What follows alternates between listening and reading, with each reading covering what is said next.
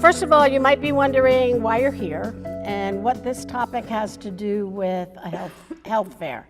Because the topic is how to have the money you want for the things you want. And the reason why that's appropriate with the health fair is we're going to talk about financial health. And I'm going to help you figure out how you need to manage your paychecks so that you can really have the big things in life you really want. First, a little bit about myself. I am not a teacher.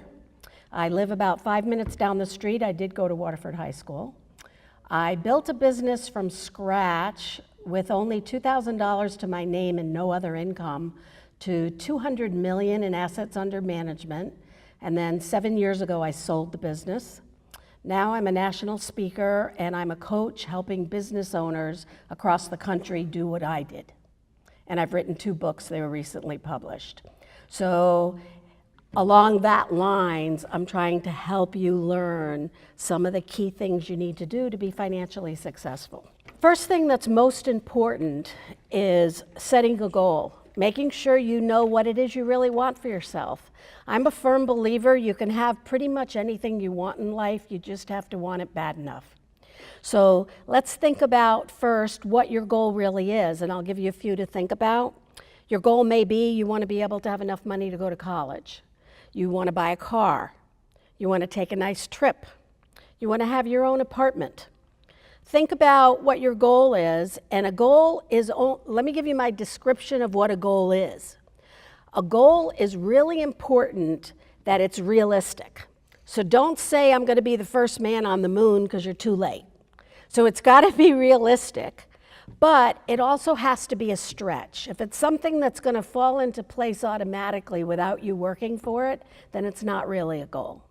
So it's got to be enough of a stretch that you had to work for it, but something that you do have the ability to attain, and once you get there, you'll feel great because you worked hard and you made it. So what would you say are some of your goals? I gave you a few to think about, but what goals do you have?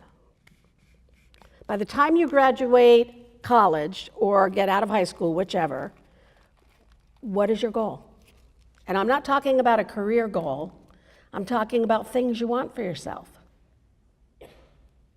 Yeah. Have basically like substantial job that's like constant paycheck after paycheck.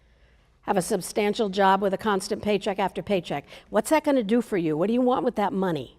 I want to be able to, like, if I do decide to have a family, Yeah. I want to be able to like support them in any way I can. Okay. So I will. Are there any material things you want? How would you support a family? Would you need a house maybe? Right.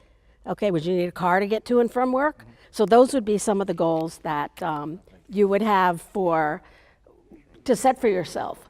So if you set that kind of goal now, what grade are you in? I'm actually senior. You're a senior. Okay, so do you know where you're going from here? Yes, I do. Next. Okay, so you've already got a plan in place. The first thing I would suggest is write it down. Figure out what you really want and write it down. They say if you write it down, it's 80% more apt to happen. If you don't write it down and it's just in your head, odds are it's going to get lost. So you need to write it down, and I'm not telling you that once you write it down, it's stuck in cement. You can change your goals. As you learn, as you see more, as you expose to more, you can change your goals, but you need to write them down and you need to address them. About every 3 months, I would take a look at it and see if it's still your goal and if you're on target with what you really want. What else? What other goals?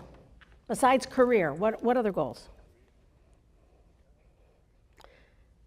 Yeah. I want to have exotic pets. You want to have what? Exotic pets. You want to have exotic pets. So give me an example. What would be an exotic pet? Kangaroo. Kangaroo. So do you want to go to Australia, or you want to actually, you want to have your own zoo? That's a possibility. Okay. Or no, I just really like animals. First, you might want to experience it. If animals are a big thing for you, then maybe experiencing as much as you can. You're going to need money to get yourself to different things to experience it. Of course, you'll need the classwork to go along with it, but it sounds like you have a passion for that, and that's really good. The more exposure you get, the better. One of the other problems I see is sometimes you might think today that's what you want to do, whatever it is you decide you want to do, but you've never really been in it. You've never been involved in it. And then once you're actually involved in it, maybe you realize it's not what you thought it was and it's not what you really want, and that's okay too. That's why I think while you're in high school, if you can get as much experience as you can, trying different jobs, trying working, you could volunteer at a pet store, or trying different things to get yourself into the taste of what it's going to be like, then you can better decide if that's really what you want or not. Before we even look at that, the first thing you need to get stuck in your head is most people in the United States in their working life earn more than $1 million. However, very few people become millionaires. And the reason for that is they're not managing the money that goes through their fingers properly. So here's some numbers for you. If when you graduated college at age 22, you got a bare minimum job at $30,000 even. And the reason I'm giving you low numbers is I'd like you to see the low numbers because odds are you'll do much better than that, rather than me giving you huge numbers and then you don't kind of make it to that. So I'm going to give you low numbers, and odds are you'll do much better than this.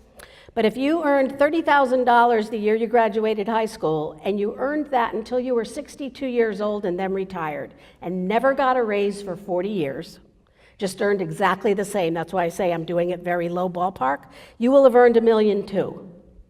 So odds are everyone in this room during your working life will probably earn somewhere between $2 and $3 million.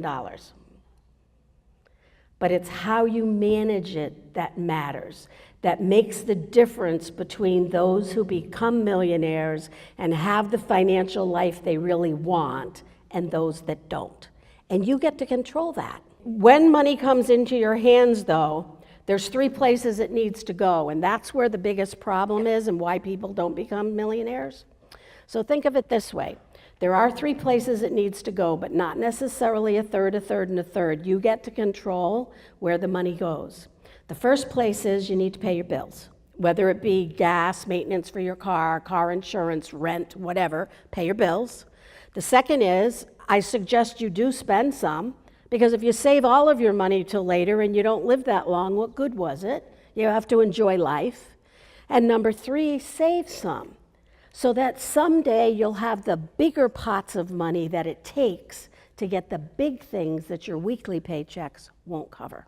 And what you want to have in your head is that you're going to pay your bills, you're going to save some, and you're going to spend what's left.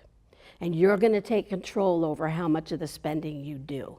The difference between saving it all and spending $50 a month is almost $2,500, and that's just while you're in high school.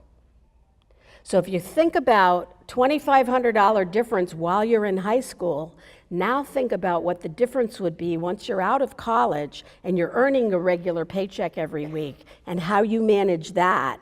That could make a difference of $2,500 in 6 months. Or 3 months, never mind 4 years. So it's real important to get the right mindset right from the beginning so that you can have all the things you really want.